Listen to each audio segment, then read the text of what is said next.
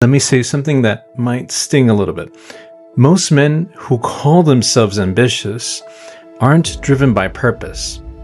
They're driven by fear. Fear of being average. Fear of falling behind. Fear that if they slow down even for a second, someone's going to pass them. And they're going to prove that they were never as good as they thought. And the brutal irony, that kind of ambition doesn't produce the life you want. It produces burnout, emptiness, and a nagging feeling that even when you win, it doesn't feel like winning.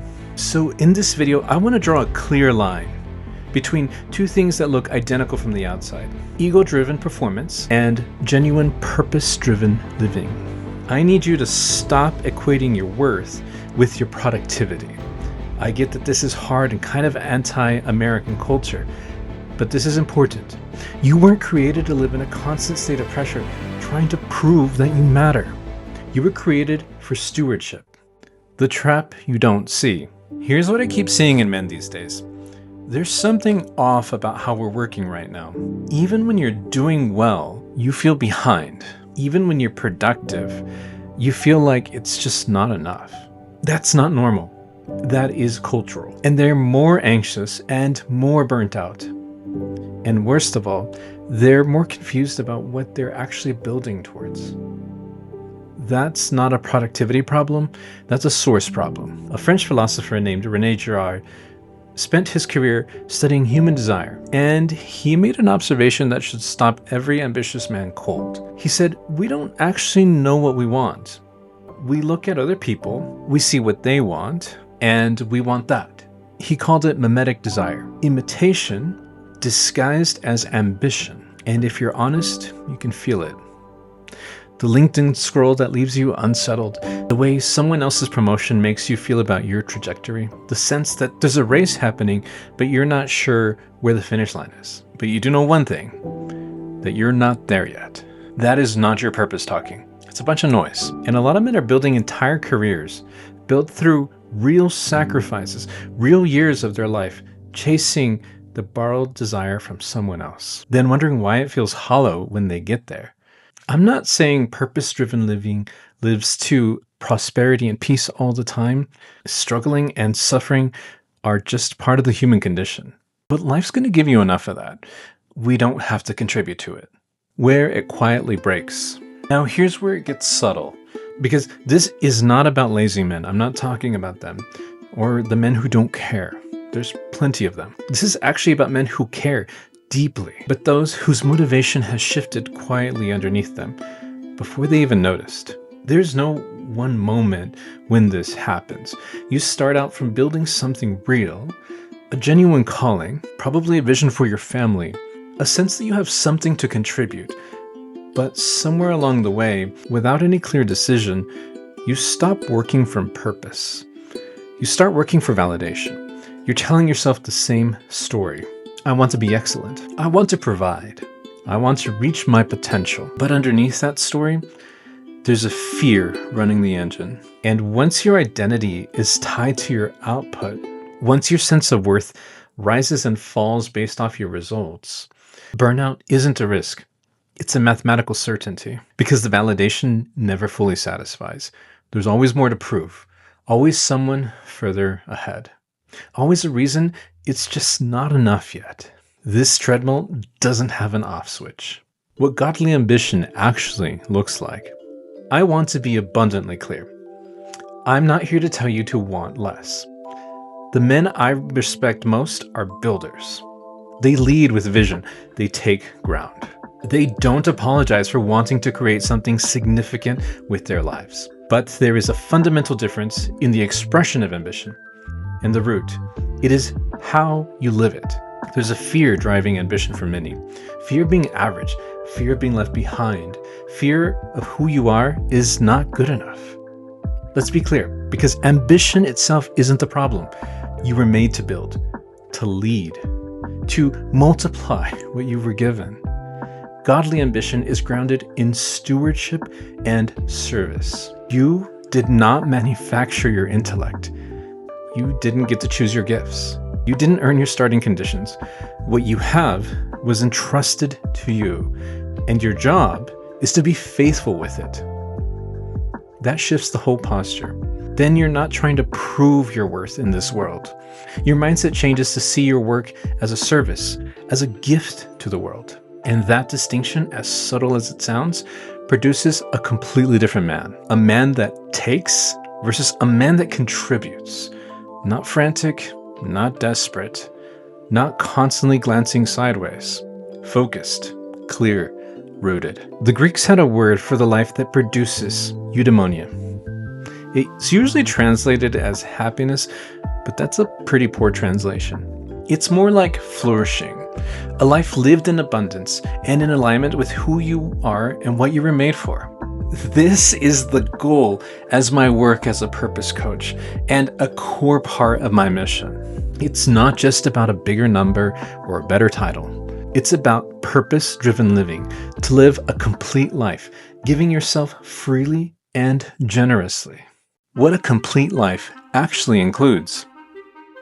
And the word complete is key, because most men today that are chasing success have never stopped to define what they're actually aiming for outside of money, power, and validation. They have a financial target, usually career milestones too, but they haven't designed a life with the capacity for peace. Here's a frame I keep coming back to. A genuinely full life is one where you can live a complete day, every day. Days that have these 4 things in it. Wonder. You need space to grow as a human. This is about your interior life, your relationship with God, or if that language isn't yours, your relationship with meaning, silence, and something larger than yourself. In your heart of hearts, knowing your place in this universe. Play.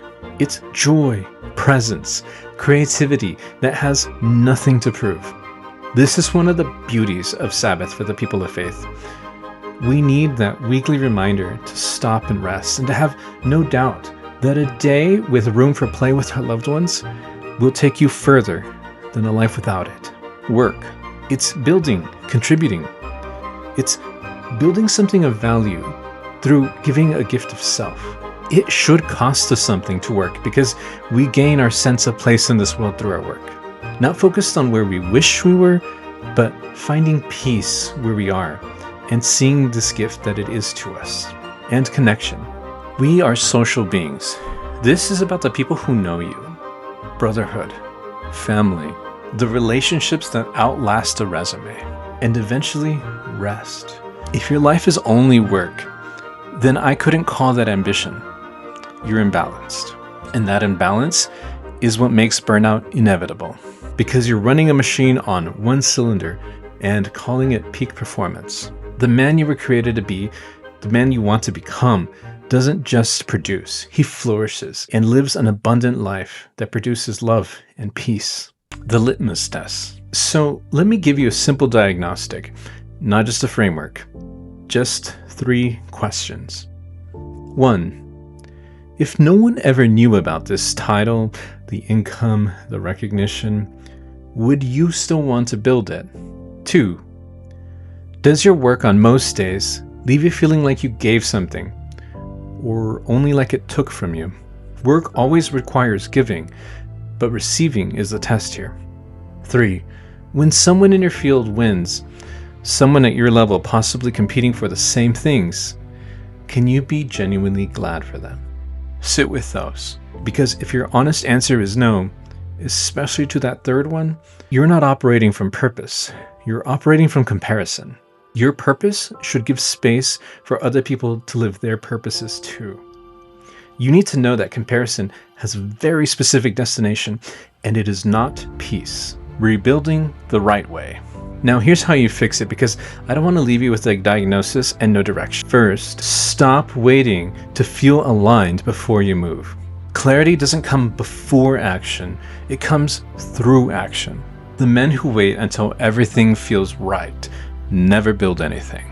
You get clear by moving or choosing, by showing up and paying attention to what resonates. Second, ruthlessly detach your identity from your outcomes. This is hard, I know. You are not your results. You are responsible for the effort and your faithfulness to your mission. That's the job. The outcomes aren't yours to control. And the men who understand that, they carry their work lighter.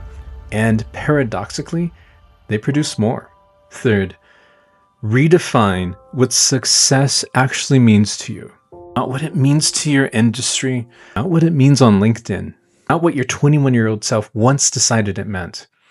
What does it mean to you right now, given the life that you're actually trying to build? Because success isn't finally becoming enough. It's realizing you already are and choosing to build from that place instead of toward it. None of us are promised tomorrow, and peace in living your purpose cannot be left until tomorrow. Before we close, I want to be really clear about this. I'm not exactly saying to slow down. You need to realign. The goal is to build a life where the work you're doing comes from something real, not from anxiety, not from comparison, not from a fear you've never even named. Purpose and peace aren't enemies of ambition. They should be the foundation of it. If that's the kind of clarity you're looking for, not just in your faith life, but in actual career decisions, that's exactly what I help men walk through. In case we haven't met, my name is Chris Almanza, and I'm a career and purpose coach. There's a link below if you want to talk. I'll see you in the next one, and I wish you peace and success.